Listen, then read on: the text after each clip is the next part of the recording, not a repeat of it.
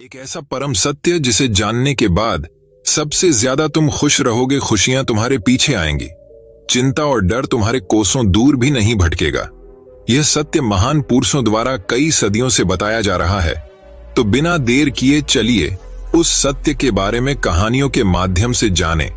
पहली कहानी, राजकुमार का परीक्षण। बुद्ध के पास एक राजकुमार दीक्षित हो गया। दीक्षा के दूसरे ही दिन किसी श्राविका के घर उसे भिक्षा लेने बुद्ध ने भेज दिया। वह वहां गया। रास्ते में 2-3 घटनाएं ऐसी घटियां लौटते में उनसे वह बहुत परेशान हो गया। रास्ते में उसके मन में ख्याल आया कि मुझे जो भोजन प्रिय है वे तो अब नहीं मिलेंगे, लेकिन श्राविका के घर जाकर पाया कि वही भोजन थाली है जो उसे बहुत प्रीतिकर है। वह बहुत हैरान हुआ। फिर सोचा, संयोग होगा, जो मुझे पसंद है वही आज बना होगा। वह भोजन करता है। तभी उसे ख्याल आया कि रोज तो भोजन के बाद मैं विश्राम करता था 2 घड़ी, आज तो फिर धूप में वापस लौटना है। लेकिन तभी उस श्राविका ने कहा कि भिक्षु बद्धी अनुकंपा होगी अगर भोजन के बाद 2 घड़ी विश्राम करो। बहुत हैरान हुआ। जब वह सोचता था यह, तभी उसने यह कहा था। फिर भी सोचा, संयोग की ही बात होगी कि मेरे मन भी बात आई और उसके मन में भी सहज बात आई कि भोजन के बाद भिक्षु विश्राम कर ले। चटाई बिछा दी गई। वह लेट गया। लेटते ही उसे ख्याल आया कि आज न तो अपना कोई साया है, न कोई छप्पर है अपना, न अपना कोई बिछौना है। अब तो आकाश छप्पर है, जमीन बिछौना है। यह सोचता था। वह श्राविका लौटती थी। उसने पीछे से कहा, भंते, ऐसा क्यों सोचते हैं? न तो किसी की शैया है, न किसी का साया है। अब संयोग मानना कठिन था। अब तो बात स्पष्ट थी।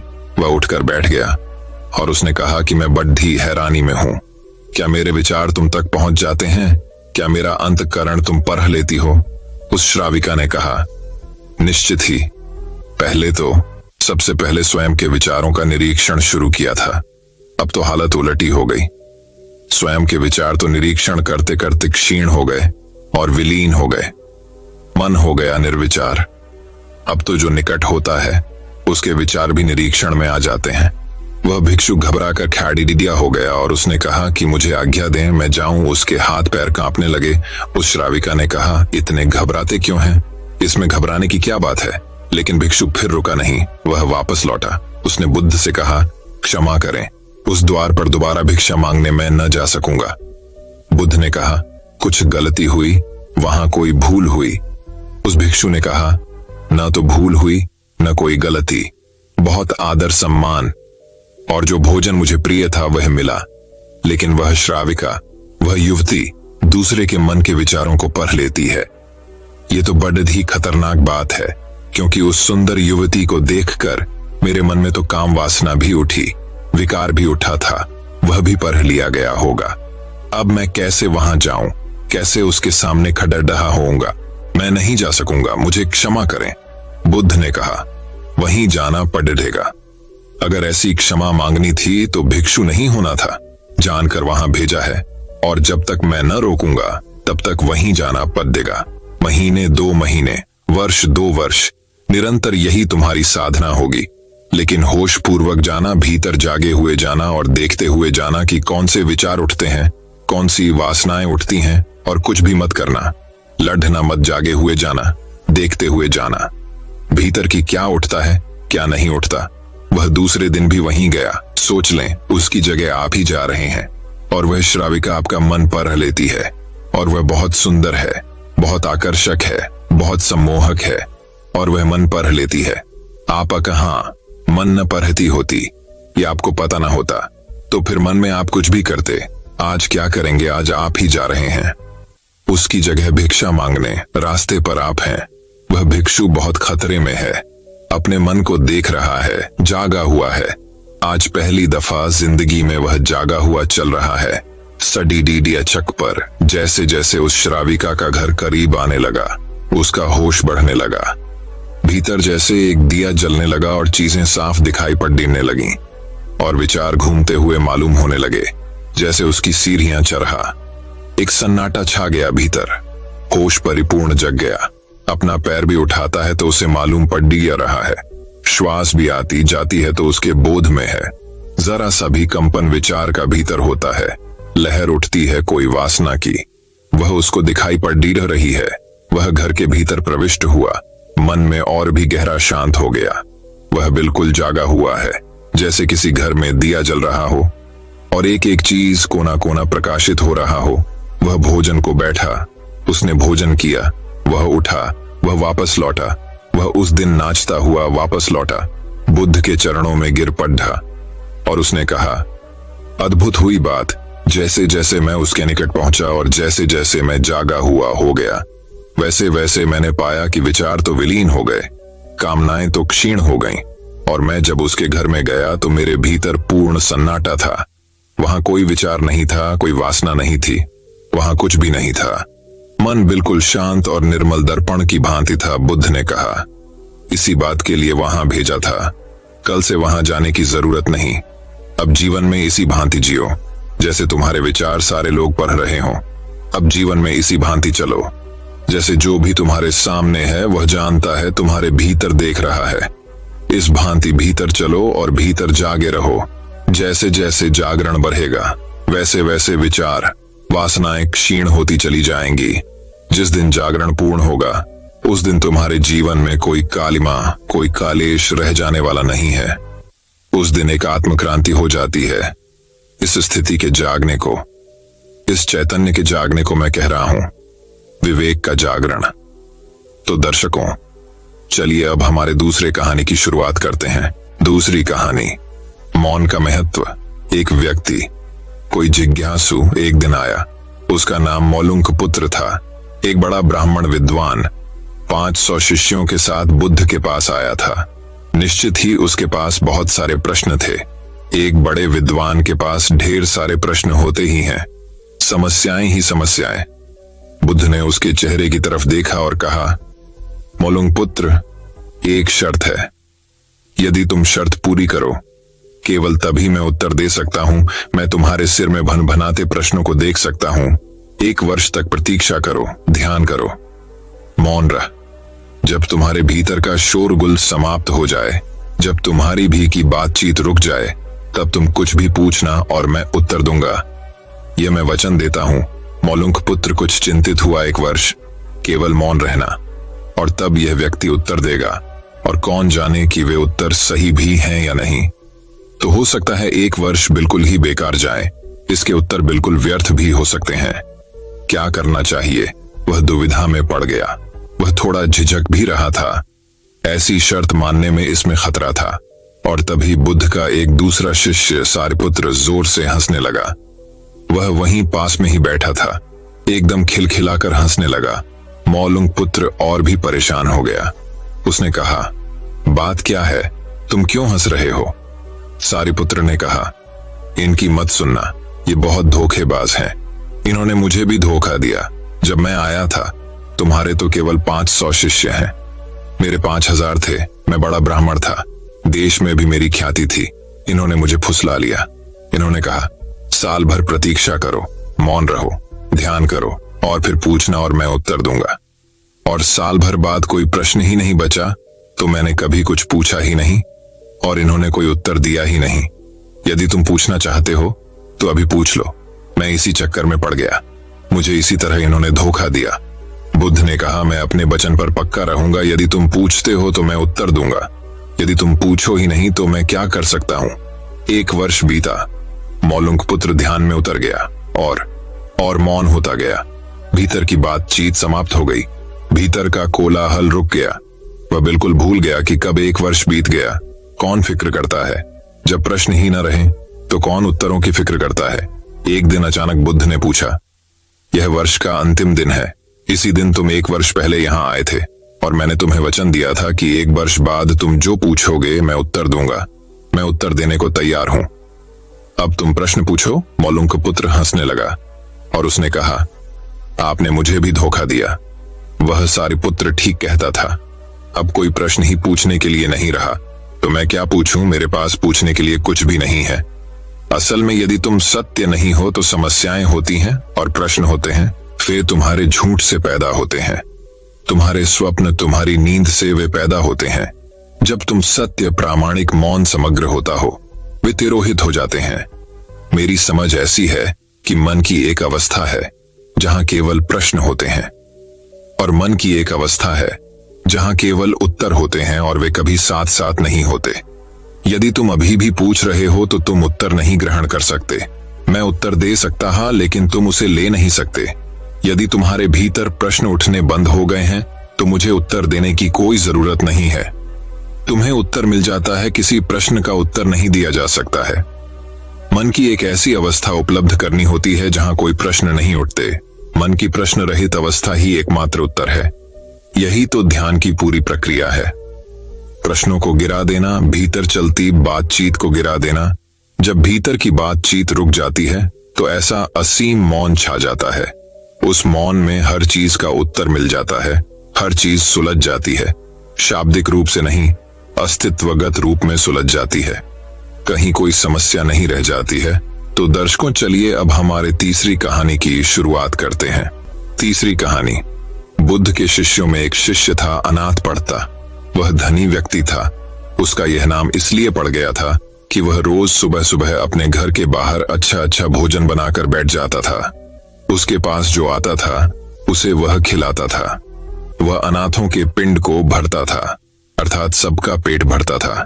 इसलिए उसका नाम अनाथ पढ़ता पड़ गया। वह अपने काम और नाम से प्रसिद्ध हो गया था। उसका यश दूर दूर तक फैल गया था। बुद्ध ने भी उसकी ख्याति सुन रखी थी। बुद्ध उन दिनों अपने हजारों सन्यासी भिक्षुओं के साथ वैशाली नगर में उपदेश दे रहे थे और लोगों को असीम शांति प्रदान कर रहे थे। अनाथ पढ़ता को मालूम पड़ा कि मेरे नगर के पास ही बुद्ध अपने अनेक शिष्यों के साथ आए हुए हैं। वह उनके दर्शन करने गया। वहां पहुंचने पर उसे बुद्ध के दर्शन हो गए। बुद्ध शांति, आनंद और प्रेम की मूरत थे। चेहरे पर मंद मंद मुस्कुराहट थी। उनके वस्त्र पीत रंग के थे और सिर पर जटाएं थीं। वे बहुत ही मीठा और नग्नता पूर्वक बोल रहे थे। उनको सैकड़ों लोग बिल्कुल शांत होकर सुन रहे थे। बुद्ध की शांति और आनंद उनके हृदय में उतर रहा था। सत्संग समाप्त हुआ। अनाथ पढ़ता करीब आया, बुद्ध के चरणों में नमस्कार किया और कहा, मैं अनाथ पढ़ता हूं। कहो कैसे आए? मैं चाहता हूं कि आप मेरे नगर में पधारें। वहां के लोग आपके धर्म उपदेश को सुनकर लाभान्वित हों और उनका जीवन आनंद से भर जाए। बुद्ध ने कहा, ठीक है, मैं आऊंगा। तुम व्यवस्था बना लेना। अनाथ पढ़ता बहुत प्रसन्न हुआ। उसने पुनः बुद्ध के चरणों में प्रणाम किया और एक ओर बैठ गए। महाकश्यप बुद्ध के शिष्य थे। उन्होंने पढ़ता को समझाया कि हम यहाँ पर हजारों भिक्षु हैं, तो किसी एक के घर में तो रुकना संभव नहीं हो पाएगा। इसलिए अच्छा यह रहेगा कि तुम किसी खुले बाग बगीचे में व्यवस्था कर लेना। हम जैसे लोग भगवान के लिए एक छोटी सी झोंपड़ी बना लेंगे और हम भिक्षु उनके आसपास रुक जाएंगे। अनाथ पढ़ता ने कहा, ठीक है, ऐसा ही होगा। वह अपने नगर लौट आया और अपने नगर में नजर दौड़ाई कि कहां कहां पर व्यवस्था हो सकती है। उसे एक बड़ा सुंदर बगीचा पसंद आ गया। वह उस बगीचे के मालिक के पास गया। उससे जाकर कहा, मैं आपका बगीचा खरीदना चाहता हूं। मैंने बुद्ध देव को बुलाया है। उनकी सेवा के लिए मैं उनको यह बगीचा भेंट देना चाहता हूं, ताकि वे यहाँ पर रहकर लोगों को धर्म का उपदेश देकर उनका जीवन धन्य कर दें। बगीचे का मालिक संत महात्माओं के प्रति श्रद्धा नहीं रखता था, इसलिए उसने साफ मना कर दिया, मैं तो बेचूंगा ही नहीं। बहुत मनाने पर कहा, चलो ठीक है, ये बगीचा तुमको देता हूं, पर इस बगीचे की कीमत एक साथ लूंगा। इस बगीचे की खरीदारी यूं होगी कि तुम जितनी जमीन पर सोने के सिक्के बिछा लोगे, मैं उतनी जमीन तुम्हें दे दूंगा। अनाथ पिंडक के तो प्रसन्नता के मारे आंसू निकल आए। उसने कहा, शुक्र है तू राजी तो हुआ। मुझे बुद्ध देव को यहाँ पर लाना है, और अगर इतनी बड़ी कीमत भी है तो मैं ये कीमत भी दूंगा। अनाथ पढ़ता अपनी सारी दौलत, सारा सोना बैलगाड़ियों में भरकर ले आया। उसने सोने के सिक्कों से सारा बगीचा पाट दिया, सोने की तह बिछा दी। वहां के लोग अनाथ पिंडक को पागल कहने लगे। इसने एक महात्मा के लिए अपनी सारी संपत्ति लुटा दी है। लोगों को क्या मालूम कि संत, महात्मा और गुरु का सानिध्य कितना अमूल्य होता है। महात्मा बुद्ध 40 साल तक देश भर के गांव गांव में जाकर धर्म का उपदेश देते रहे। उनका यह भाव था कि जिस आनंद को मैंने पाया है वह जन जन तक पहुंचे। शांति पाने का अधिकार सबको है। वे घर घर जाकर ज्ञान का दीपक जलाना चाहते थे। उन्होंने जीवन भर अनेक दीपक जलाए। उनके उपदेश से अनगिनत लोगों का मन निर्मल हो गया। अनाथ पढ़ता के मन में बस एक ही इच्छा थी कि मैं महात्मा बुद्ध का सानिध्य प्राप्त करूं, अपने नगरवासियों के साथ बैठकर बुद्ध देव का उपदेश जो अमृत है सबके साथ बैठकर पी सकूं।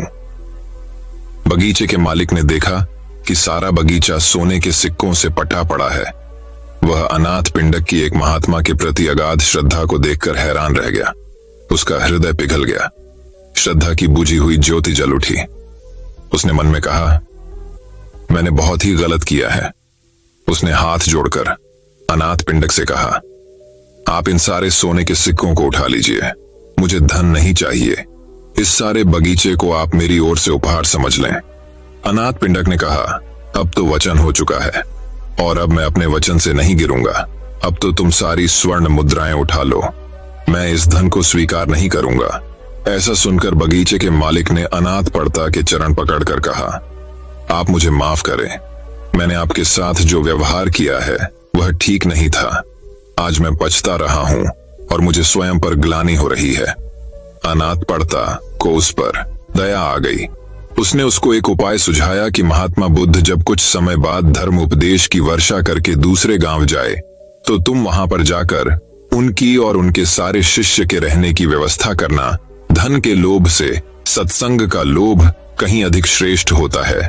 तो दर्शकों, चलिए अब हमारे चौथे कहानी की शुरुआत करते हैं। चौथी कहानी, सुख क्या है। एक दिन बहुत से भिक्षु बैठे बात कर रहे थे कि संसार में सबसे बड़ा सुख क्या है।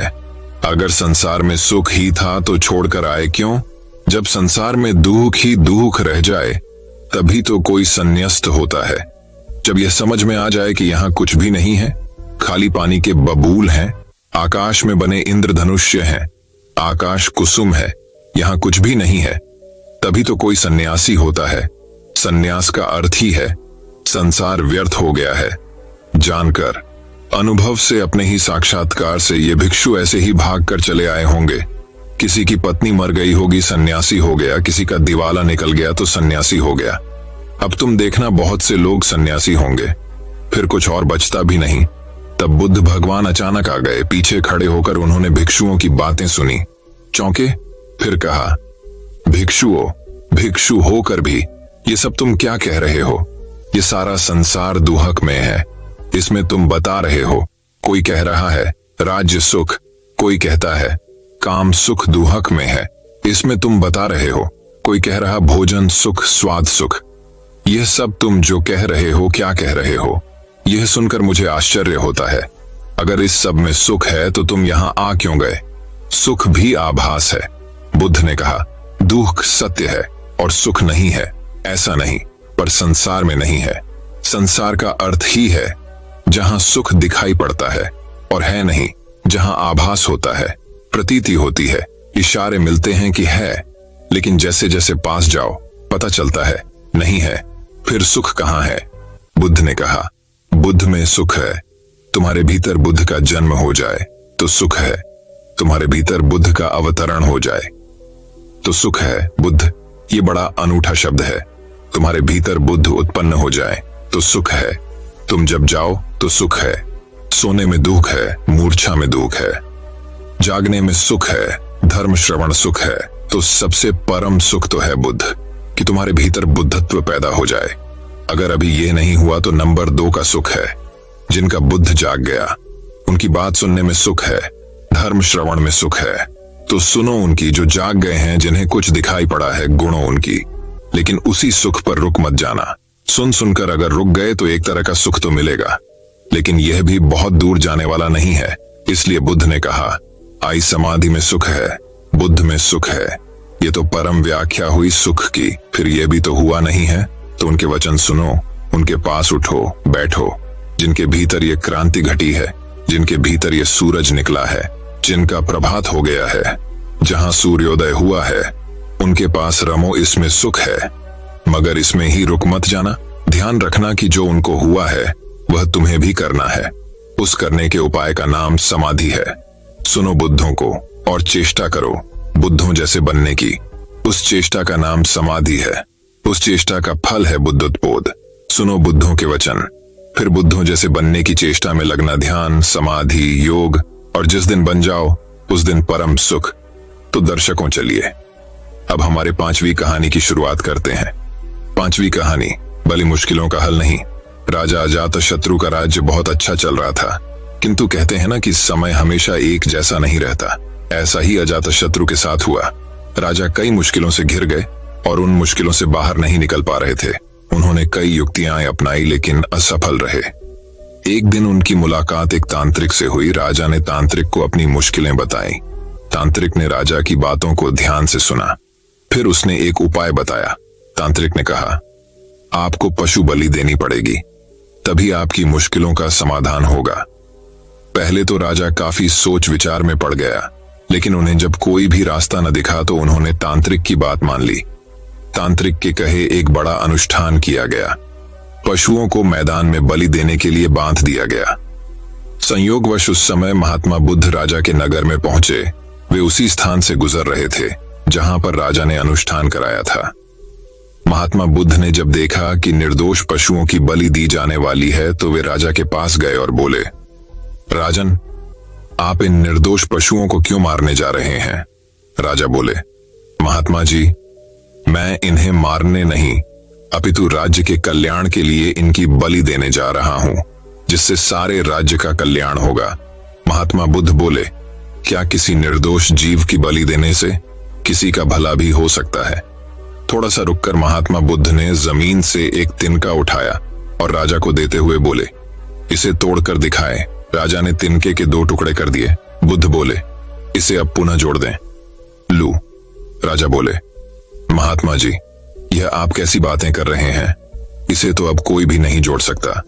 तब बुद्ध राजा को समझाते हुए बोले, राजन, जिस प्रकार इस तिनके के टूट जाने के बाद आप इसे नहीं जोड़ सकते, ठीक उसी प्रकार जब आप इन पशुओं की बलि देंगे तो यह निर्दोष जीव आपके कारण मृत्यु को प्राप्त होंगे और इन्हें आप दोबारा जिंदा नहीं कर सकते, बल्कि इनके मरने के बाद आपको जीव हत्या का दोष लगेगा और आपकी मुश्किलें कम होने के बजाय और भी कहीं अधिक बढ़ जाएंगी, क्योंकि किसी भी निर्दोष जीव को मारकर कोई भी व्यक्ति खुशी नहीं प्राप्त कर सकता। आपकी समस्या का हल निर्दोष जीवों को मारने से कैसे हो सकता है? आप राजा हैं, आपको सोच विचार कर निर्णय लेना चाहिए। अगर आप सच में अपनी मुश्किलों का हल चाहते हैं तो दिमाग से काम लीजिए। मुश्किलें तो आती जाती रहती हैं, यही जिंदगी का सच है। किसी निर्दोष जीव को मारने से समस्याएं नहीं समाप्त होंगी, बल्कि उसका हल आपको बुद्धि से ही निकालना होगा। बुद्ध की बात सुनकर अजातशत्रु उनके चरणों में गिर पड़े और अपनी भूल की क्षमा मांगने लगे। अजातशत्रु ने ऐलान करा दिया कि अब से उनके राज्य में किसी निर्दोष जीव की हत्या नहीं की जाएगी। दोस्तों, मैं उम्मीद करता हूं कि यह कहानी सुनने से आपके जीवन में अच्छे बदलाव आए होंगे। आपको इस वीडियो से क्या सीखने मिला, ये कमेंट करके जरूर बताइए और अपने परिवार, दोस्तों या आपके करीबी इंसान के साथ ये कहानी शेयर करके उन्हें भी इस ज्ञान से परिचित करवाए। बाकी अगर आपको ये वीडियो दिल से अच्छी लगी हो तभी इस वीडियो को लाइक कर देना, और आपने अब तक इस चैनल को सब्सक्राइब न किया हो तो चैनल को सब्सक्राइब भी जरूर कर देना। आपका हर दिन शुभ हो और खुशियों से आपका जीवन भरा रहे। धन्यवाद। नमो बुद्धाय।